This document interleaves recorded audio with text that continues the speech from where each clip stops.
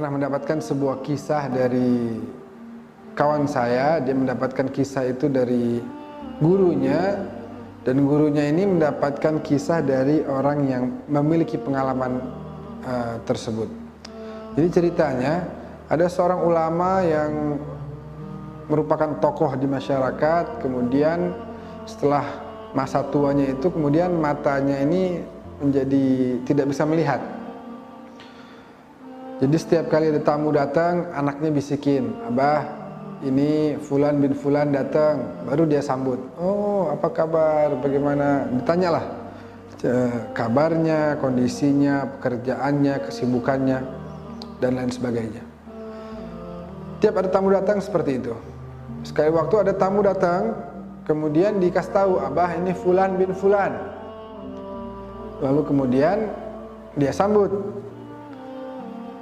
Kembali beberapa hari setelah itu, kembali lagi si Fulan bin Fulan ini.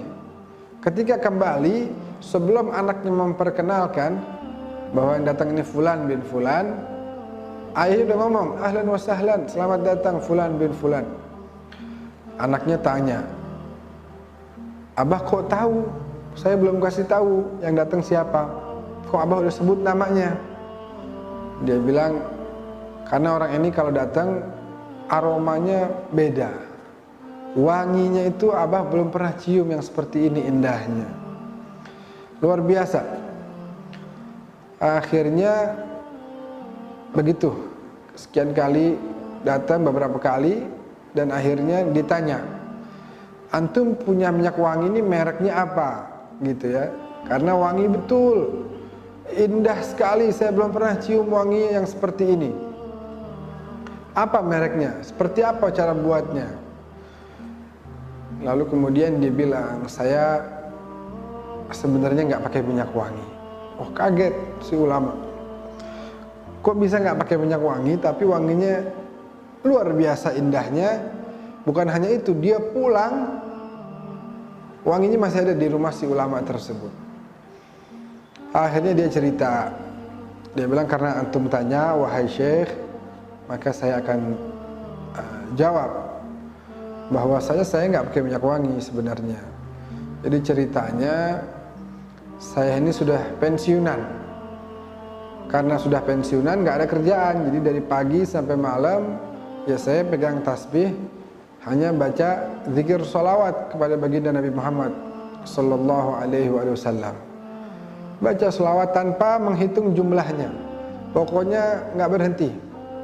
Ya, selain saat dia lagi makan, atau lagi kamar mandi, atau lagi tidur, selain waktu itu dia terus bersolawat kepada baginda Rasulullah sallallahu alaihi wasallam.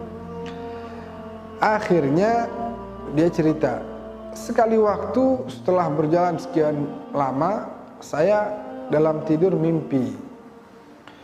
Dalam mimpi saya ini, saya melihat ada baginda Rasulullah sallallahu alaihi wasallam. Lalu sebelah kanan saya ada 2 orang, sebelah kiri saya ada 2 orang. Kami berlima memandang ke arah Nabi dengan penuh kecintaan dan kerinduan yang sangat mendalam. Lalu kemudian Nabi bertanya kepada kami, "Man minkum aktsaru salatan alayya?" Siapa dari kalian yang paling sering baca selawat? Lah, saya tidak berani jawab, karena walaupun saya memang banyak, tapi jangan-jangan sebelah kanan kiri saya ini lebih banyak. Lalu kita semua berlima diam. Nabi kedua kalinya bertanya, "Siapa yang paling banyak sholawat dari kalian berlima?" Siapa? Sampai 3 kali. Setelah 3 kali tidak terdengar jawaban dari kami, kemudian Nabi menunjuk ke arah saya, "Anta, kamulah yang paling banyak baca sholawat sama saya. Taqaddam ilayya, majulah." Lalu dia cerita, saya maju dalam keadaan menunduk begitu, berjalan ke arah Nabi menggunakan lututnya. Sampai ke depan Nabi, Nabi peluk saya. Setelah itu selesai, mimpinya berhenti di situ. Nah, bangun tidur, tiba-tiba aroma tubuh saya menjadi wangi yang luar biasa. Oleh karena itu, kaum muslimin, muslimat yang dimuliakan oleh Allah Subhanahu wa taala, jangan sia-siakan waktu, perbanyaklah baca salawat kepada Nabi Muhammad sallallahu alaihi wasallam. Lagi di jalan, lagi naik motor, naik mobil, jalan kaki, naik sepeda, ya, lagi di rumah, lagi isi waktu-waktu tersebut dengan membaca zikir salawat kepada baginda Nabi Muhammad sallallahu alaihi wasallam. Insyaallah kita semua jadi wangi juga dunia dan akhirat. Amin ya rabbal alamin.